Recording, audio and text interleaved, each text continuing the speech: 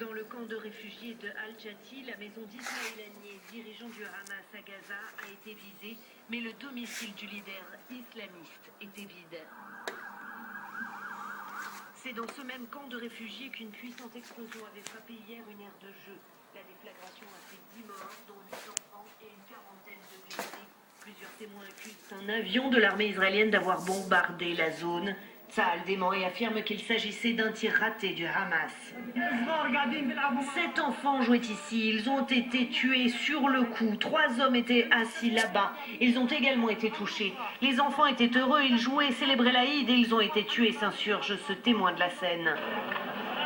Un drame qui a endeuillé hier la fête musulmane de l'Aïd annule en tout espoir de trêve à l'occasion de la fin du Ramadan.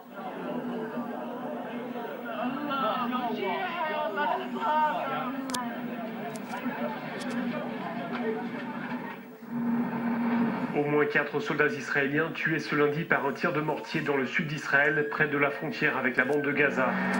L'attaque a été revendiquée par le Hamas. Un 5e militaire israélien est mort lors de combats à Gaza. L'heure n'est pas à l'apaisement, au contraire. Le Premier ministre israélien s'est exprimé ce lundi à la télévision. Benjamin Netanyahou semble sourd aux pressions internationales. Il parle d'une campagne militaire de longue durée. Je l'ai dit et je le répète, nous devons nous attendre à une opération sur la durée. Nous allons continuer à agir avec force et détermination jusqu'à ce que notre mission soit accomplie, à savoir assurer la protection de nos concitoyens, de nos militaires et de nos enfants. Benjamin Netanyahou a redit vouloir neutraliser tous les tunnels destinés à mener des attaques sur le sol israélien. Et ses concitoyens semblent le soutenir massivement. D'après un sondage publié à la télévision, 87% des Israéliens se disent favorables à la poursuite des opérations militaires jusqu'au renversement du Hamas. À l'image de cette colonne de fumée noire qui s'élève dans le ciel de Tripoli, c'est toute la Libye qui voit son avenir s'assombrir de plus en plus. Voyez, regardez. Depuis hier, 2 immenses réservoirs de carburant sont la proie d'incendies hors de contrôle en raison de combats à proximité, selon la compagnie Pétrole. Le gouvernement libyen a appelé les habitants de la zone à quitter leur maison et demandé l'aide de la communauté internationale. Les réservoirs ont été touchés par l'explosion de roquettes lancées lors de violents combats entre milices rivales. Ça me coûtait très bien. Quand même. Vous ne trouvez pas qu'il y a une injustice? Il n'y a pas une injustice. Depuis 1948, ils sont venus en Palestine. Ils ont colonisé. Et ils leur ont pris leurs propriétés. Ils leur ont pris leurs oliviers, leurs champs et tout. Et en plus de ça, quand ils ont voulu coloniser encore, les États-Unis leur ont dit stop. Ils les ont armés. Ils les ont... Depuis 1948, ils les ont armés, ils les ont nourris d'armes, ils les ont... comment? Vous regardez combien il y a eu de morts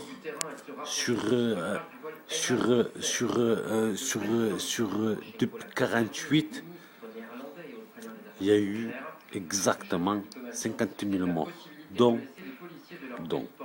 30 000 Palestiniens et 20 000 Israéliens.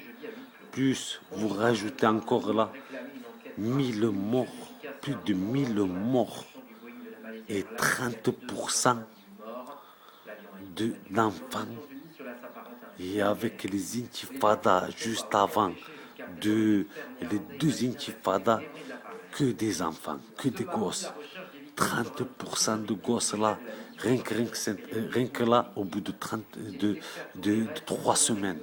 Au bout de 3 semaines, 30% d'enfants. Et ça, la communauté européenne, la communauté internationale ne réagit pas. Ah, par contre,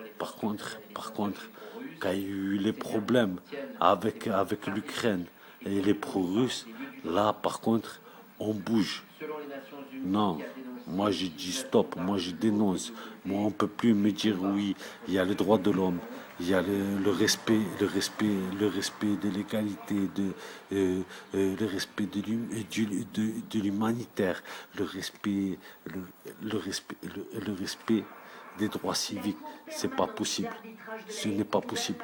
Moi, je vis dans un état, des droits de l'homme et je vois pas. Je vois pas les droits de l'homme. Les droits de l'homme, je ne les vois pas. On n'arrive pas à réagir et la communauté internationale n'arrive pas à réagir. Pourquoi? Parce qu'on se fait tenir par les médias, en fait l'opinion publique, partout. Ce n'est pas possible. C'est intolérable. J'ai presque la nausée de savoir qu'il y a eu 1000 morts en 3 semaines. Imaginez-vous, vous qui regardez la télé, on vous dit, on vous déloge, on vous jette des tracts, on vous dit, voilà, il faut évacuer votre maison, votre patrimoine, et dans 24 heures, ou sinon vous allez prendre les bombardements. Ça veut dire en fait qu'ils jettent tout à l'aveugle. Et moi, je suis pas aveugle. J'ai des yeux. Mon Dieu m'a donné des yeux. Et là, on ne peut pas parler, par exemple, quand j'entends le cri en train de dire oui, c'est un combat, c'est là, un combat urbain et tout, tata. Non, je ne peux pas le tolérer. Non, non, non, non. Parce que dans les manifestations et tout, il y a des juifs, il y a des Israéliens, il y a des musulmans, il y a des chrétiens, il y a des bouddhismes, il y a des judaïsme, il y a tout le monde. Là, c'est plus une question de religion, là c'est une question d'ethnie. C'est-à-dire, en fait, c'est un génocide. C'est on va tuer de l'arabe. Oh, à France 2, ils ont montré un sniper en train de tuer un type en train de venir pour récupérer ses habits. Il s'est fait tirer 2 fois dans la jambe et une fois dans la tête. Vous trouvez ça normal? C'est normal et c'est tolérable? Non, c'est pas tolérable. C'est vraiment pas tolérable. C'est inhumain et c'est inacceptable. Je peux pas. Pourtant, moi, je suis ni dans la politique, je suis ni dans la religion, je suis ni. Je suis honnêtement, franchement, la vérité, je suis né avec le droit civique. Je suis né avec quand j'étais en CE2, on apprenait encore dans le droit civique avec l'éducation civique, avec le Concorde, la révolution du Concorde, Paris-New York et tout. Je peux pas. C'est pas dans ma démagogie. C'est pas. Voilà. Je ne peux pas tolérer une injustice comme ça. Je ne peux pas. C'est pas possible. C'est pas possible. On arrive, on met tac, on fait un état, voilà tac, et l'autre il veut faire un état, on ne peut pas. Il faut qu'il y ait un état et tout. L'ONU quand ils ont dit pour la Palestine, voilà tac, c'est vous êtes l'observateur de l'ONU, tata. C'est à partir de là que ça a commencé, voilà, la jalousie et tout. Je ne peux pas. Moi, l'inégalité, je ne la tolère pas.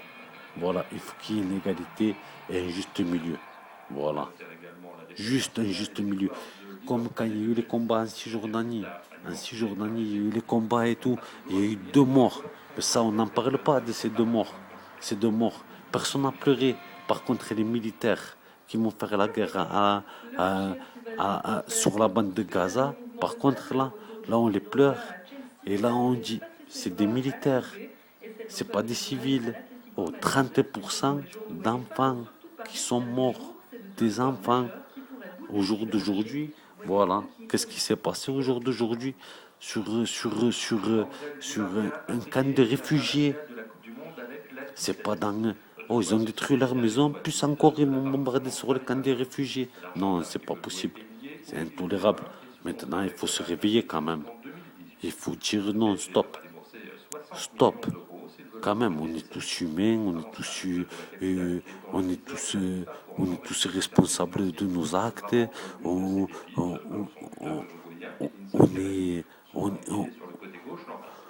comprend, il y a le conflit, nous, il ne nous concerne pas, mais quand même, on ne peut pas fermer les yeux sur ça.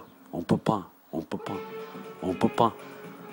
Quand il y a eu la manifestation pour l'Ukraine, tout ça, on était pour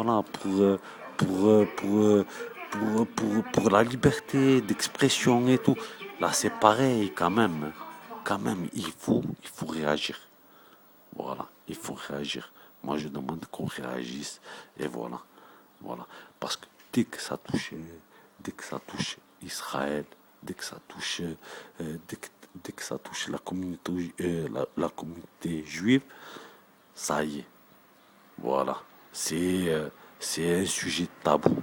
Moi, je peux plus je ne peux plus l'accepter. Voilà. Moi, je suis né dans la laïcité, dans la tolérance, dans la diversité. Et bien voilà. Moi, je ne peux plus. Je ne peux plus le tolérer. Je ne peux plus. La communauté internationale ne veut pas ou ferme les yeux. Quand même, des enfants, des civils.